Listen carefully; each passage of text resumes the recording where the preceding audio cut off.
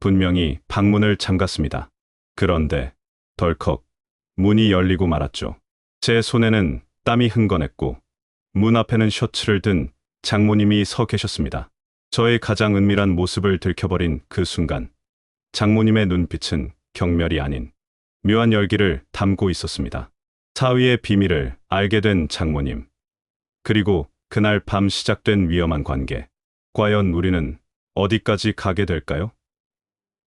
이야기 시작 전 구독과 좋아요는 큰 힘이 됩니다. 제 이름은 강민준입니다. 올해 42. 남들이 보기엔 자수성가한 건설사 대표로 강남 펜트하우스에 사는 성공한 남자일지 모릅니다. 하지만 1년 전 제 인생의 전부였던 아내 지은이를 교통사고로 떠나보낸 후 제 삶은 그저 껍데기뿐이었습니다.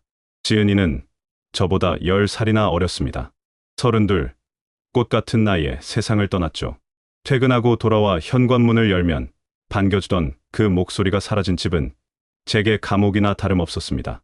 텅 빈 거실, 차가운 공기, 그리고 혼자 쓰기엔 너무 넓은 침대. 매일 밤 저는 그 정막에 짓눌려 숨조차 제대로 쉴 수 없었습니다. 그때 저를 다시 일으켜 세운 건 다름 아닌 장모님이셨습니다. 장인어른도 일찍 돌아가시고 외동딸마저 잃으신 분. 세상에서 저와 똑같은 크기의 슬픔을 가진 유일한 사람이었죠. 장례를 치르고 며칠 뒤부터 장모님은 텅 빈 제 집을 찾아오셨습니다. 민준아, 밥은 먹고 다녀야지. 산 사람은 살아야지. 그 덤덤한 목소리가 어찌나 가슴을 파고들었지요. 장모님은 말라비틀어진 냉장고를 채우고 밀린 빨래를 하고 먼지 쌓인 거실을 닦아주셨습니다. 우리는 식탁에 마주 앉아 말없이 밥을 먹었습니다. 반찬을 집어 제 밥그릇에 올려주시던 그 손길만이 유일한 위로였습니다. 그렇게 몇 달이 지나자 저도 조금씩 숨통이 트이기 시작했습니다. 억지로라도 회사에 나가고 돌아오면 장모님이 차려주신 온기 있는 밥상을 마주했습니다. 그런데 어느 순간부터였을까요? 제 시선이 조금씩 달라지기 시작한 건 장모님은 올해 55이십니다. 하지만 꾸준한 요가와 관리 덕분인지 뒷모습만 보면 30대라고 해도 믿을 만큼 젊고 아름다우셨습니다. 저와는 고작 13살 차이. 장모님이라 부르지만 사실상 눈앞벌이나 다름없는 나이 차이였죠. 어느 날 저녁 식사를 마치고 설거지하시는 장모님의 뒷모습을 멍하니 바라보던 때였습니다. 그날따라 장모님은 무릎 위로 올라오는 편한 원피스를 입고 계셨습니다. 물소리에 맞춰 움직이는 가녀린 어깨, 그리고 꼿꼿한 허리 라인이 눈에 들어왔습니다. 순간 제 심장이 쿵 하고 내려앉는 기분이 들었습니다. 아내를 닮았지만 어딘가 더 성숙하고 깊이 있는 분위기. 이러면 안 되는데 하면서도 저는 황급히 고개를 돌려야 했습니다. 얼굴이 화끈거리고 손에 땀이 났습니다. 그날 이후로 장모님이 집에 오시는 날이면 저도 모르게 옷매무새를 다듬고 거울을 한 번 더 보게 되었습니다. 현관 비밀번호 누르는 소리만 들려도 가슴이 뛰었죠. 그러던 어느 날 매일같이 오시던 장모님의 발길이 뜸해지기 시작했습니다. 일주일에 서너 번 오시던 게 한 번으로 줄고 급기야 2주 동안 얼굴을 뵙지 못한 적도 있었죠. 장모님도 당신의 생활이 있으니 당연한 일이었지만 제 마음 한구석은 뻥 뚫린 듯 허전했습니다. 퇴근 후 텅 빈 집에 들어서는 게 다시 두려워질 즈음 장모님에게 전화가 왔습니다. 목소리가 꽤 곤란해 보이셨습니다. 민준아, 살던 아파트가 재건축 들어가는데 보상금 문제로 이사 날짜가 꼬였어. 당분간 지낼 곳이 마땅치 않네. 그 말을 듣는 순간 저는 망설임 없이 아니 마치 기다렸다는 듯이 대답했습니다. 장모님, 저희 집으로 오세요. 방도 4개나 되는데 저 혼자 쓰기엔 너무 넓잖아요. 그냥 편하게 와서 지내세요. 장모님은 한참을 망설이셨습니다. 그래도 사위 혼자 사는 집에 가는 게 모양새가 좀 그렇지 않냐? 불편하지 않겠냐? 걱정하셨죠. 하지만 저는 물러서지 않았습니다. 오히려 제가 더 편할 것 같다고, 혼자 있는 게 너무 외롭다고 솔직하게 말씀드렸습니다. 사실이었습니다. 장모님이 곁에 계시면 아내의 빈자리가 채워질 것 같았고 무엇보다 장모님이 보고 싶었습니다. 결국 장모님은 제 제안을 받아들이셨습니다. 짐을 싸서 들어오시던 날, 저는 회사 일도 제쳐두고 집으로 달려왔습니다. 현관에 놓인 장모님의 신발, 거실에 퍼지는 은은한 장모님의 향수 냄새. 그제야 집이 다시 살아 숨쉬는 것 같았습니다. 장모님은 제 방에서 가장 먼 게스트룸을 쓰기로 하셨습니다. 우리는 서로의 생활을 존중하며 적당한 거리를 유지하기로 약속했죠. 하지만 저는 몰랐습니다. 한 지붕 아래, 밤이면 방문 하나를 사이에 두고 잠든다는 것이 어떤 긴장감을 가져올지, 그리고 그 적당한 거리라는 것이 얼마나 쉽게 무너질 수 있는 것인지 말입니다. 그렇게 우리의 위험한 동거가 시작되었습니다. 아침에 눈을 뜨면 주방에서 들려오는 도마 소리, 퇴근하면 왔어? 하며 맞아주는 환한 미소, 마치 신혼 때로 돌아간 듯한 착각마저 들었습니다. 하지만 그 평화로운 일상 밑바닥에서는 누구에게도 말할 수 없는 뜨겁고 은밀한 감정이 싹트고 있었습니다. 그것이 우리를 어디로 데려갈지 그때는 정말 짐작조차 하지 못했습니다. 장모님과의 동거는 제 예상보다 훨씬 더 평온하게, 그리고 동시에 훨씬 더 위험하게 흘러갔습니다. 넓은 펜트하우스는 더 이상 적막한 공간이 아니었습니다. 아침이면 구수한 된장찌개 냄새가 침실 문틈으로 스며들어왔고, 저녁이면 은은한 세제 향기가 거실을 채웠습니다. 우리는 서로의 사생활을 존중하기로 했지만, 한 집에 산다는 건 생각보다 서로의 깊숙한 곳까지 공유하게 된다는 뜻이더군요. 그 시작은 아주 사소한 빨래였습니다. 어느 날 퇴근하고 돌아오니 제 방 침대 위에 잘 개어진 빨래 더미가 놓여 있었습니다. 분명 제가 하겠다고, 건드리지 마시라고 몇 번이나 말씀드렸는데 장모님은 듣지 않으셨습니다. 사위도 자식인데 내 손이 놀면 뭐 하니 하시며 웃어넘기셨죠. 감사한 마음으로 빨래를 정리하려던 순간 저는 얼굴이 화끈 달아올랐습니다. 셔츠와 양말 사이 곱게 개어진 제 속옷들이 눈에 들어왔기 때문입니다. 장모님의 손이 제 가장 은밀한 옷가지들을 만지고 물에 빨고 털어 말리셨다고 생각하니 묘한 배덕감이 등줄기를 타고 흘렀습니다. 그날 저녁 식사 자리에서 저는 도저히 장모님의 눈을 똑바로 쳐다볼 수가 없었습니다. 하지만 장모님은 아무렇지 않게 생선가시를 발라 제 밥 숟가락 위에 얹어주셨습니다. 그 태연함이 오히려 저를 더 안달나게 만들었는지도 모릅니다. 그때부터였을 겁니다. 장모님이 그냥 장모님으로 보이지 않기 시작한 건, 집 안에서의 장모님은 밖에서 보던 단정한 모습과는 완전히 달랐습니다. 편안함이라는 명분 아래 장모님의 옷차림은 점점 과감해졌습니다. 보일러를 틀어 집안이 훈훈해서였을까요? 장모님은 종종 민소매 티셔츠나 몸에 딱 붙는 레깅스를 입고 생활하셨습니다. 거실을 지나갈 때마다 드러나는 하얀 팔뚝과 탄탄한 허벅지 라인이 제 시선을 자석처럼 끌어당겼습니다. 55이라는 나이가 무색할 만큼 장모님은 철저한 관리로 다져진 완벽한 여자의 몸을 가지고 계셨습니다. 주말 오후였습니다.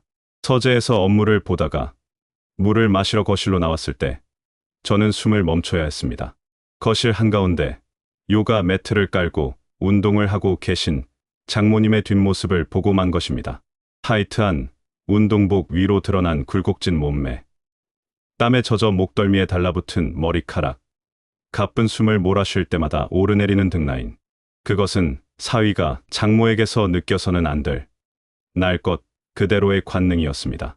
저는 주방 아일랜드 식탁 뒤에 숨어 죄인처럼 그 모습을 훔쳐보았습니다.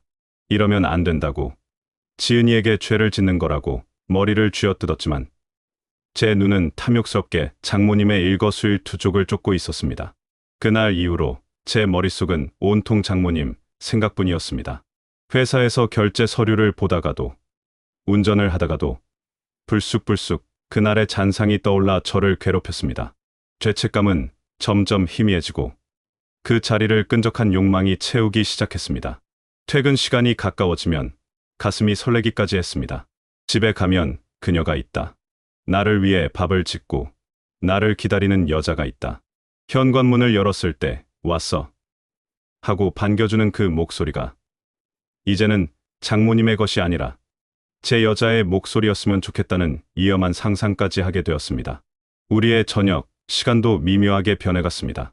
식사를 마치고 거실, 소파에 앉아 TV를 볼 때면 예전보다 훨씬 가까운 거리에 앉아 있는 서로를 발견하곤 했습니다. 과일을 깎아주시는 장모님의 손끝이 제 손에 스칠 때, 리모컨을 집으려다 어깨가 닿을 때, 우리는 황급히 떨어지는 대신 잠시 멈칫하며 서로의 온기를 느꼈습니다. 장모님도 저를 의식하고 계신 걸까요? 가끔 마주치는 눈빛이 젖어 있는 듯 보였습니다. 아슬아슬한 줄타기, 한 발만 더 내디디면 나락으로 떨어질 것을 알면서도 저는 그 위태로운 긴장감을 즐기고 있었습니다. 그리고 예감했습니다. 이 팽팽한 끈이 끊어지는 건 시간 문제일 뿐이라고. 제 이성의 끈은 이미 한계치에 다다르고 있었습니다. 하지만 저는 몰랐습니다. 그 끈이 그렇게 갑작스럽고 민망한 방식으로 제 가장 수치스러운 순간에 끊어지게 될 줄은 말입니다. 그날은 유난히 회사에서 스트레스를 많이 받은 금요일 밤이었습니다. 몸은 천근만근이었지만 머릿속은 온통 장모님 생각으로 가득 차 잠을 이룰 수 없었습니다. 저녁 식사 때 입고 계셨던 그 원피스, 부엌을 오가며 스치듯 닿았던 옷자락, 저를 보며 웃으시던 눈매가 자꾸만 아른거렸습니다. 저는 침대에 누워 뒤척이다 결국 일어나 의자에 앉았습니다. 죄책감이 밀려왔지만 끓어오르는 본능을 더 이상 억누를 수가 없었습니다. 방문을 잠그는 소리를 확인하고 저는 혼자만의 시간을 가지기로 했습니다. 처음에는 다른 여자를 떠올려 보려 애썼습니다. 하지만 소용없었습니다. 제 머릿속엔 오직 한 사람, 방문 바로 건너편에 잠들어 계실 장모님뿐이었습니다.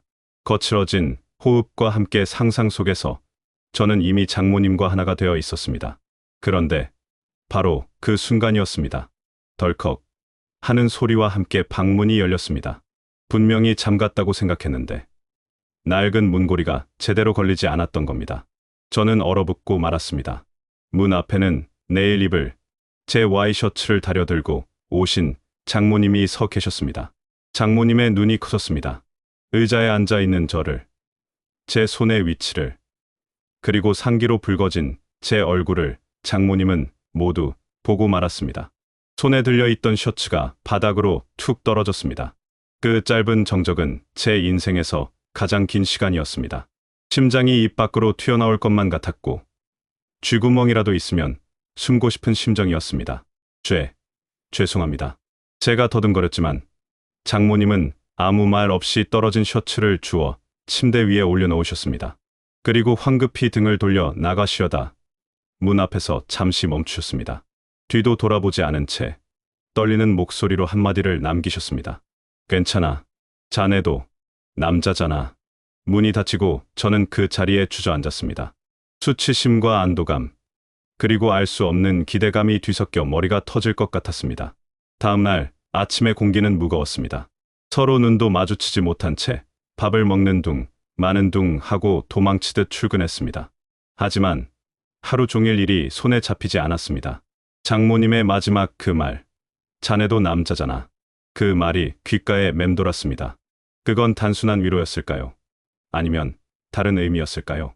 퇴근길, 현관문 앞에 섰을 때 저는 결심했습니다.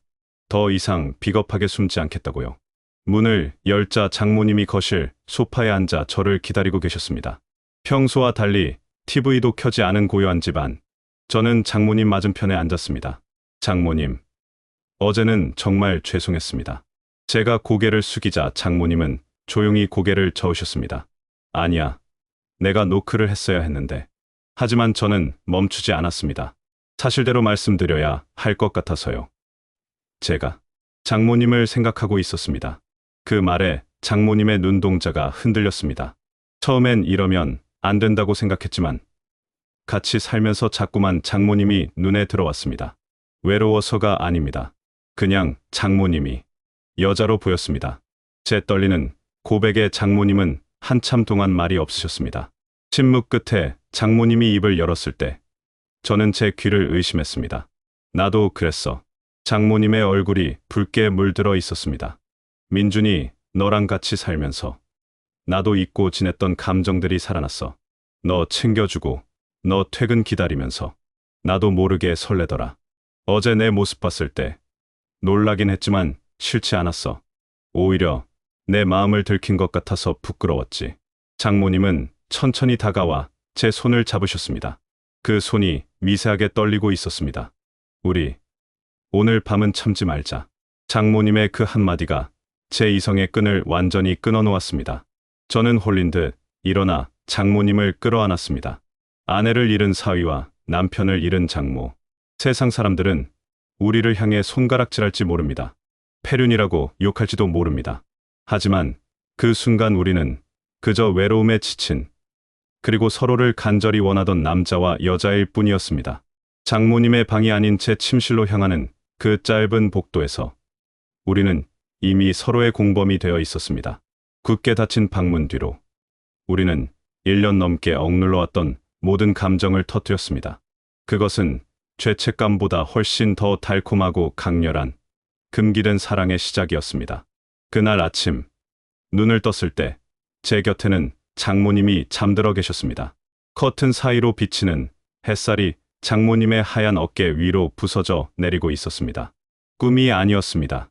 지난밤의 뜨거웠던 열기, 거친 숨소리, 서로를 탐닉하던 손길은 모두 현실이었습니다. 순간 덜컥 겁이 났습니다. 내가 대체 무슨 짓을 저지른 건가? 하늘에 있는 지은이가 보고 있다면 벼락이라도 맞을 일이었습니다. 하지만 잠든 장모님의 얼굴은 너무나 평온해 보였고 그 모습을 보는 제 심장은 죄책감보다는 설렘으로 요동치고 있었습니다. 인기척에 장모님이 눈을 뜨셨습니다. 우리는 잠시 말없이 서로를 바라보았습니다. 어색한 침묵이 흐를 법도 했지만 이상하게도 마음이 차분해졌습니다. 후에 장모님이 먼저 물으셨습니다. 저는 고개를 저으며 장모님을 품에 안았습니다. 아니요, 행복합니다. 그것은 진심이었습니다. 그날 이후 펜트하우스의 공기는 완전히 달라졌습니다. 우리는 암묵적으로 동의했습니다. 세상의 도덕이나 윤리 따위는 잠시 있기로, 죽은 아내에게는 평생 갚지 못할 빚을 지더라도 지금 이 순간의 행복을 택하기로 말입니다. 우리는 서로의 공범이 되었습니다. 낮에는 여전히 장모님과 이 서방이라는 호칭을 썼지만 그 단어 속에 담긴 온도는 예전과 달랐습니다. 겉으로는 사위와 장모였지만 눈빛이 마주칠 때마다 우리는 서로가 서로의 남자이고 여자임을 확인했습니다. 출근길이 즐거워졌습니다. 아니, 정확히 말하면 퇴근 시간이 미친 듯이 기다려졌습니다. 예전에는 불 꺼진 집에 들어가는 게 죽기보다 싫었지만 이제는 저를 기다리는 사람이 있다는 사실이 가슴을 뛰게 했습니다. 현관 비밀번호를 누르는 소리가 들리면 장모님은 주방에서 달려 나와 저를 맞아주셨습니다. 왔어. 그 한마디와 함께 나누는 가벼운 포옹과 입맞춤. 그것은 신혼 때도 느껴보지 못한 짜릿한 안락함이었습니다. 우리는 함께 요리했습니다. 장모님이 찌개를 끓이시면 제가 뒤에서 살며시 허리를 감싸 안았고 장모님은 제 손등에 얼굴을 비비며 웃으셨습니다. 설거지를 할 때도 빨래를 갤 때도 우리 몸은 자석처럼 붙어 떨어질 줄을 몰랐습니다. 단순한 육체적 탐닉만은 아니었습니다. 우리는 밤새도록 대화를 나누었습니다. 아내를 잃고 난 후의 상실감, 늙어가는 것에 대한 두려움, 혼자 남겨진 외로움, 누구에게도 털어놓지 못했던 깊은 속내를 서로에게 보였습니다. 장모님은 저를 통해 다시 여자가 된 기분이라고 하셨고 저는 장모님을 통해 다시 살아 숨쉬는 남자가 된 기분이었습니다. 우리는 서로의 결핍을 완벽하게 채워주는 퍼즐 조각 같았습니다. 지은이에게는 미안하지만 저는 장모님에게서 지은이에게 느끼지 못했던 성숙한 안정감과 깊은 이해를 느꼈습니다. 그것은 위험하지만 너무나 달콤한 독이 든 성배와도 같았습니다. 주말 저녁이면 우리는 거실 바닥에 앉아 와인을 마셨습니다. 조명을 낮추고 흐르는 재즈 음악에 맞춰 몸을 흔들기도 했습니다. 알코올 기운이 오르면 장모님은 제 무릎을 베고 누워 저를 올려다보셨습니다. 그 눈빛 속에 담긴 깊은 애정과 욕망을 읽을 때마다 저는 전율했습니다. 민준아, 나 이래도 되는 걸까? 너무 행복해서 무서워. 장모님의 취기 어린 고백에 저는 대답 대신 입을 맞추었습니다. 우린 행복할 자격 있어요. 제가 지켜드릴게요. 그때는 정말 몰랐습니다. 이 낙원이 영원할 줄 알았습니다. 창밖의 세상이 어떻게 돌아가든 이 펜트하우스 안에서만큼은 우리가 세상의 전부였습니다. 우리는 서로에게 중독되어 갔고 사랑이라는 이름으로 포장된 이 배덕의 관계가 영원히 지속되기를 바랐습니다. 하지만 행복이 클수록 그림자도 짙어지는 법이라는 걸 그때는 애써 외면하고 있었습니다. 우리만의 견고한 성에 곧 닥쳐올 폭풍우를 전혀 예상하지 못한 채 우리는 매일 밤 서로의 체온에 의지에 잠들었습니다. 더할 나위 없이 완벽한 그러나 시한부 같은 행복이었습니다. 행복이 깊어질수록 욕심도 커지는 법인가 봅니다. 우리만의 성인 펜트하우스도 좋았지만 저는 더 넓은 세상에서 더 자유롭게 장모님을 사랑하고 싶었습니다. 남들의 시선 따위 의식하지 않고 평범한 연인들처럼 손잡고 거리를 걷고 맛집을 찾아다니고 바다를 보고 싶었습니다. 그래서 제안했습니다. 장모님, 우리 여행 가요. 아무도 우리를 모르는 곳으로요. 처음엔 망설이시던 장모님도 제 간절한 눈빛을 이기지 못하고 고개를 끄덕이셨습니다. 우리는 주말을 이용해 제주도로 떠났습니다. 죄인들이 도망치듯 떠난 여행이었지만 비행기가 이륙하는 순간 느꼈던 그 해방감은 평생 잊지 못할 것입니다. 제주도에 도착하자마자 우리는 약속이라도 한 듯 장모님, 이 서방이라는 호칭을 버렸습니다. 렌터카를 타고 해안도로를 달리는 동안 우리는 그저 사랑에 빠진 남자와 여자였습니다. 차창을 내리고 불어오는 바닷바람을 맞으며 장모님은 아이처럼 환하게 웃으셨습니다. 지은이를 떠나보내고 1년 만에 처음 보는, 아니 어쩌면 제가 알던 시간 동안 본 적 없던 가장 찬란한 미소였습니다. 우리는 유명한 관광지보다는 인적 드문 해변을 찾아다녔습니다. 백사장에 나란히 앉아 파도 소리를 듣고 누가 볼세라 잡지 못했던 손을 깍지가 껴질 정도로 꽉 잡고 걸었습니다. 그 사소한 스킨십이 밖에서는 얼마나 하기 힘든 일이었는지 그제야 깨달았습니다. 숙소는 바다가 내려다 보이는 외진 펜션을 잡았습니다. 마트에서 장을 봐와서 함께 저녁을 해 먹었습니다. 펜트하우스 주방에서도 매일 하던 일이었지만 낯선 곳에서의 요리는 또 다른 설렘이었습니다. 장모님이 끓여준 김치찌개를 먹으며 저는 문득 이 시간이 영원히 멈췄으면 좋겠다고 생각했습니다. 서울로 돌아가면 다시 숨겨야 하고 감춰야 하고 연기해야 하는 현실이 기다리고 있었으니까요. 밤이 되자 우리는 테라스에 앉아 밤바다를 보며 와인을 마셨습니다. 알코올 기운 때문이었을까요? 아니면 분위기 탓이었을까요? 장모님의 얼굴이 유난히 고와 보였습니다. 저는 저도 모르게 마음속에만 담아두었던 말을 꺼내고 말았습니다. 사랑해요. 그 말은 제 의지를 거치지 않고 툭 튀어나왔습니다. 장모님의 눈이 커졌습니다. 사위로서가 아니라 한 남자로서 당신을 사랑합니다. 그 고백에 장모님은 왈칵 눈물을 쏟으셨습니다. 나도 사랑해, 민준아. 우리는 서로를 부서져라 끌어안았습니다. 파도 소리가 우리의 울음소리를 덮어주었습니다. 그날 밤, 우리는 세상 그 어떤 연인보다 뜨겁고 애절하게 서로를 탐했습니다. 내일 지구가 멸망한다 해도 상관없을 것 같은 절박하고도 완벽한 사랑이었습니다. 그것은 불륜이라는 주홍 글씨로도 더럽힐 수 없는 우리만의 숭고한 의식이었습니다. 꿈만 같던 2박 3일이 지나고 서울로 돌아오는 비행기 안에서 우리는 내내 손을 잡고 있었습니다. 돌아가는 길이 두렵지 않았습니다. 이제 우리는 서로의 마음을 확인했으니까요. 어떤 시련이 와도 우리 사랑만 있으면 버틸 수 있을 것 같았습니다. 공항에 도착해 짐을 찾고 주차장으로 향하던 길이었습니다. 장모님의 휴대폰이 울렸습니다. 화면에 뜬 이름을 보고 장모님의 표정이 순식간에 굳어졌습니다. 그것은 우리만의 견고한 성에 균열을 일으키는 신호탄이었습니다. 전화를 건 사람은 처형, 지은이의 언니인 지혜 씨였습니다. 20년 전 미국으로 이민 가서 사업가와 결혼해 살고 있는 처형. 지은이 장례식 때도 코로나 때문에 입국하지 못해 영상통화로만 오열했던 그녀였습니다. 장모님은 떨리는 손으로 전화를 받으셨습니다. 응, 지혜야, 엄마야. 수화기 너머로 들리는 처형의 목소리는 들떠 있었습니다. 엄마, 나 한국 들어가. 이번엔 잠깐 들어가는 거 아니야. 아예 짐 싸서 들어가는 거야. 엄마 보고 싶어서 더는 못 살겠어. 다음 주에 도착해. 장모님의 얼굴에서 핏기가 싹 가셨습니다. 그리고 이어진 처형의 말은 제 심장을 철렁 내려앉게 만들었습니다. 엄마, 나 들어가면 당분간 엄마랑 같이 지내야 할 것 같아. 지금 제분의 집에 있다며? 나도 거기로 갈게. 방 남는다며? 어차피 남편은 정리하고 오느라 한 달 뒤에 나오니까. 그때까지만 신세 좀 치자. 엄마랑 제부랑 우리 셋이서 지은이 목까지 오순도순 살아보자. 어때? 그 명랑한 제안이 우리에게는 사형 선고나 다름없었습니다.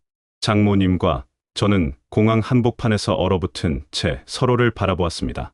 우리들의 낙원은 그렇게 끝이 나고 있었습니다. 일주일 뒤 인천공항 입국장 게이트가 열리고 처형, 지혜 씨가 모습을 드러냈습니다. 20년 미국 생활이 무색할 만큼 세련되고 당당한 모습. 죽은 아내 지은이와 닮았지만 훨씬 더 날카롭고 기가 센 인상이었습니다. 엄마 하며 달려와 장모님을 끌어안는 모습을 보며 저는 짐짓 반가운 척 웃어야 했지만 등 뒤로는 식은땀이 흘렀습니다. 그것은 가족의 재회가 아니라 우리 관계를 심판하러 온 재판관의 등장이었으니까요. 공항에서 집으로 오는 차 안, 백미러로 힐끔거리는 처형의 시선이 비수처럼 꽂혔습니다. 처형은 대뜸 장모님 얼굴을 빤히 쳐다보며 말했습니다. 엄마, 근데 얼굴이 왜 이렇게 좋아? 피부도 탱탱하고 눈빛도 반짝거리고. 나 없는 사이에 보약이라도 먹었어? 아니면 연애라도 해? 농담처럼 던진 그 말에 핸들을 잡은 제 손이 미끄러질 뻔했습니다.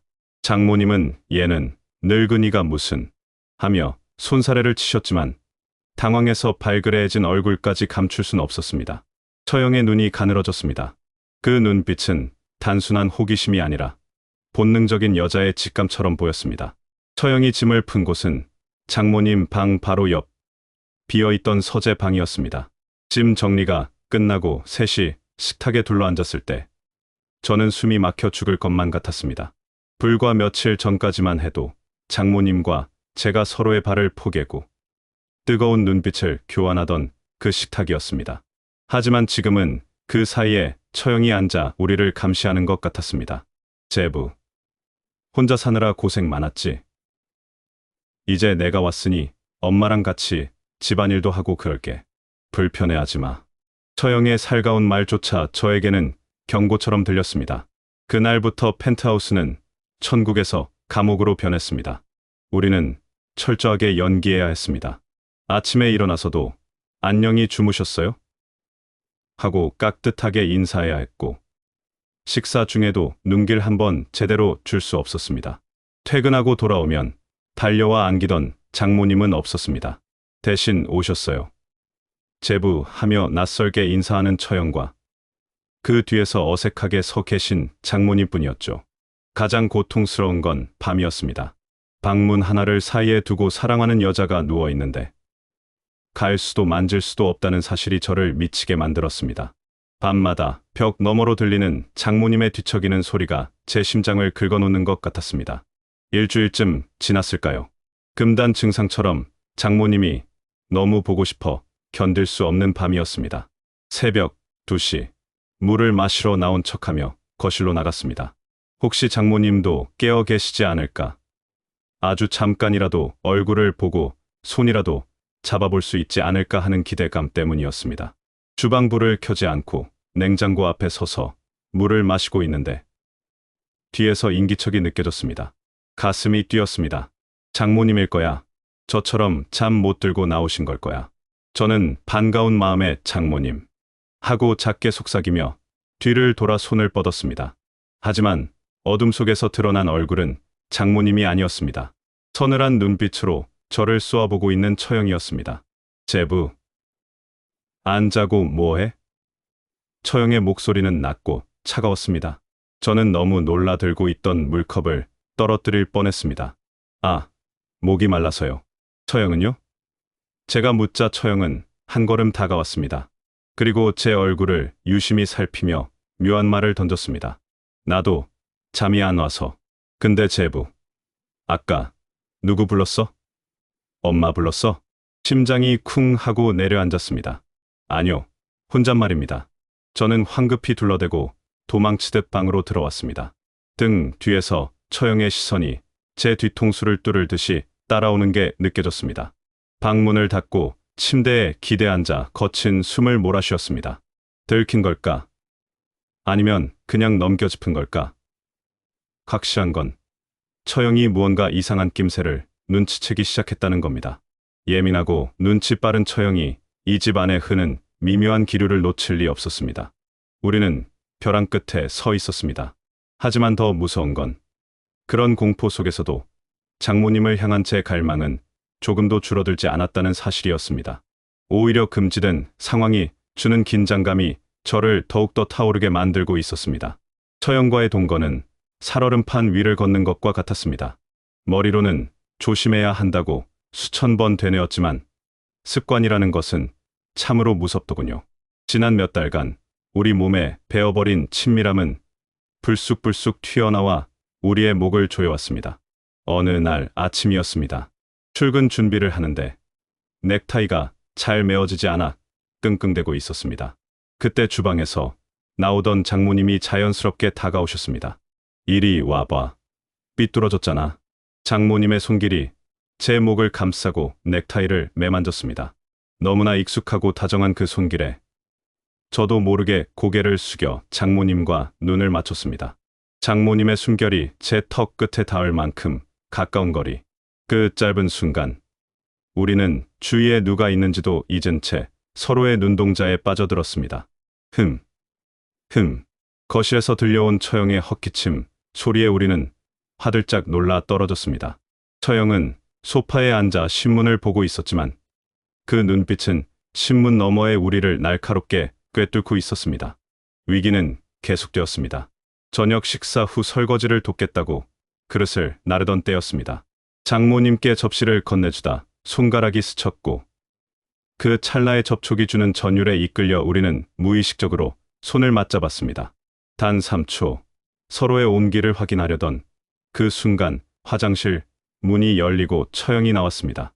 우리는 도둑질하다 들킨 아이들처럼 황급히 손을 뗐지만 처형의 시선은 이미 우리의 손끝에 머물러 있었습니다. 처형은 아무 말도 하지 않았습니다. 하지만 그 침묵이 100마디 비난보다 더 무겁고 차갑게 느껴졌습니다. 결정적인 사건은 며칠 뒤 거실에서 일어났습니다. 셋이 모여 TV를 보고 있는데 피곤하셨는지 장모님이 꾸벅꾸벅 조시더군요. 고개가 옆으로 툭 떨어지려는 순간 저는 본능적으로 팔을 뻗어 장모님의 어깨를 받쳤습니다. 그러자 장모님은 잠결에 마치 지난 수십 번의 밤처럼 아주 자연스럽게 제 어깨에 머리를 기대고 파고드셨습니다. 그 모습은 누가 봐도 장모와 사위가 아닌 깊은 연인의 모습이었습니다. 등 뒤에서 서늘한 기운이 느껴져 고개를 돌렸을 때 저는 처형과 정면으로 눈이 마주쳤습니다. 처형의 눈은 경멸과 충격으로 일렁이고 있었습니다. 저는 황급히 장모님을 깨웠습니다. 장모님, 들어가서 주무세요. 제 목소리는 비겁하게 떨리고 있었습니다.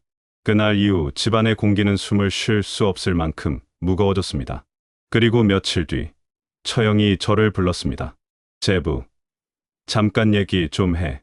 올 것이 왔구나 싶었습니다. 심장이 발밑으로 떨어지는 기분이었습니다. 하지만 처형의 입에서 나온 말은 제 예상과는 조금 달랐습니다. 우리 이사 갈 거야.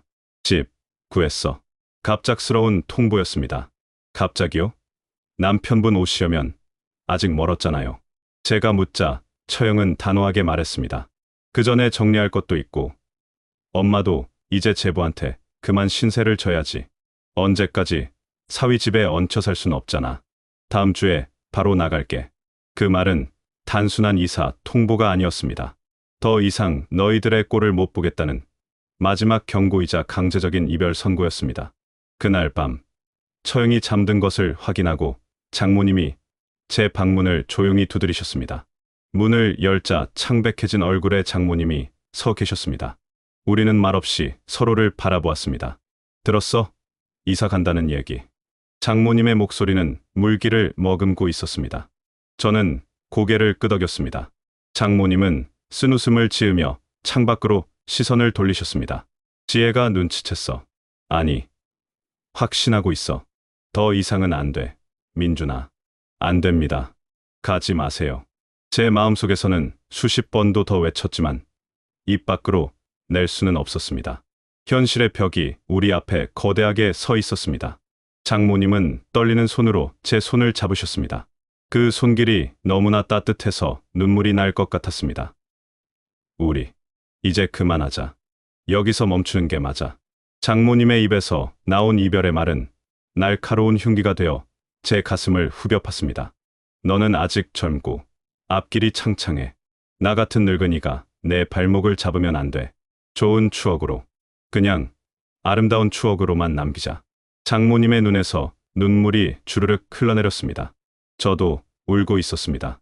사랑하는데, 미치도록 사랑하는데 헤어져야만 한다는 사실이 믿기지 않았습니다. 우리는 현관문 앞에서 소리 죽여 오열하며 마지막으로 서로를 부서져라 끌어안았습니다. 이것이 우리의 끝이라는 것을, 돌이킬 수 없는 마지막이라는 것을 우리 둘 다 너무나 잘 알고 있었기 때문입니다. 행복했던 우리의 짧은 봄날이 그렇게 저물어가고 있었습니다. 이삿짐 센터 직원들이 분주하게 오가는 소리, 박스 테이프 뜯는 소리가 집안을 가득 채웠습니다. 하지만 제 귀에는 그 모든 소음이 물속에서 듣는 것처럼 먹먹하게만 들렸습니다. 장모님의 짐이 하나둘 트럭에 실려 나갈 때마다 제 가슴 한구석도 텅 비어가는 것 같았습니다. 처형은 팔짱을 낀 채 이사 과정을 지휘하며 예리한 눈초리로 우리를 감시했습니다. 마지막까지 빈틈을 주지 않겠다는 듯 처형은 장모님 곁을 한시도 떠나지 않았습니다. 우리는 그 흔한 작별의 포옹조차 할 수 없었습니다. 그저 스쳐 지나가는 눈빛으로, 떨리는 손끝으로 수만 가지 말을 대신해야 했습니다. 짐이 다 실리고 트럭이 출발할 준비를 마쳤을 때였습니다.